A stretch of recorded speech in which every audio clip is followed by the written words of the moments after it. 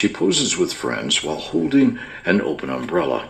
In another, taken shortly before she left home for India, she stares rather pensively at the camera.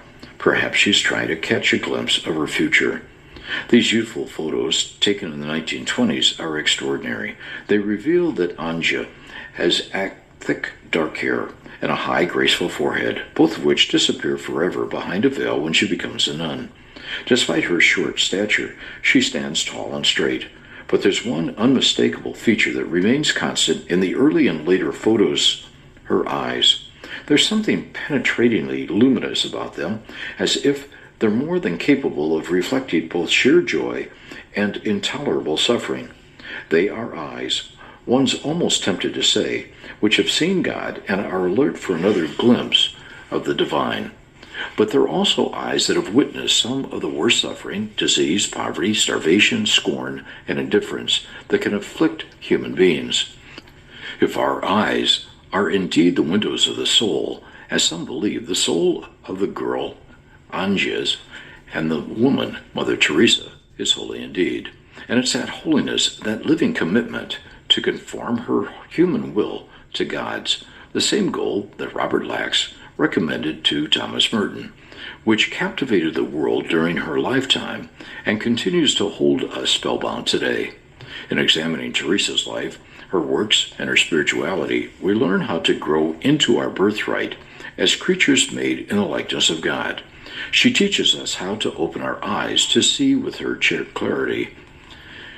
Whenever people asked her what sustained her throughout her hard years of service, she often quoted St. Augustine. Fill yourself first with God, and only then will you be able to give to others. God's perfect will for us, she always insisted, is that we become holy, asking divine grace to fuel our desires and efforts in that direction. He has chosen us. We have not first chosen him. But we also have our part to play by surrendering to that divine stirring, which in effect means conforming our will to God's, such that we, like the Apostle Paul, can say that Christ lives in us. As Mother Teresa counseled her sisters, remember, the work is not ours, and we must not spoil it. That would be a great injustice to God, because the work is his. Notes 5 and 6.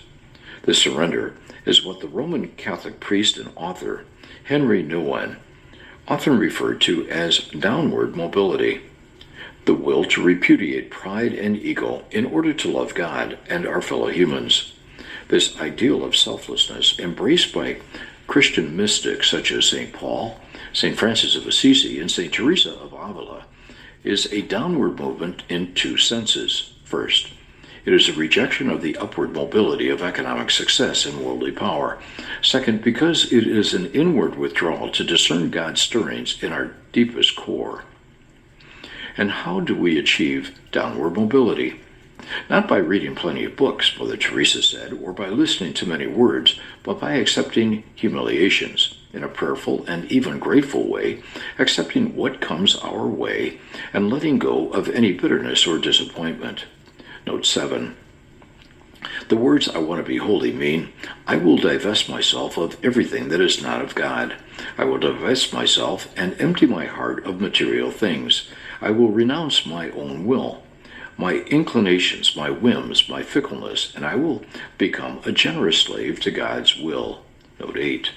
It's possible that Nouwen's recommendation of downward mobility was actually inspired by a conversation he once had with Mother Teresa. He tells us that when he first met her, he began pouring out a litany of worries about his spiritual life.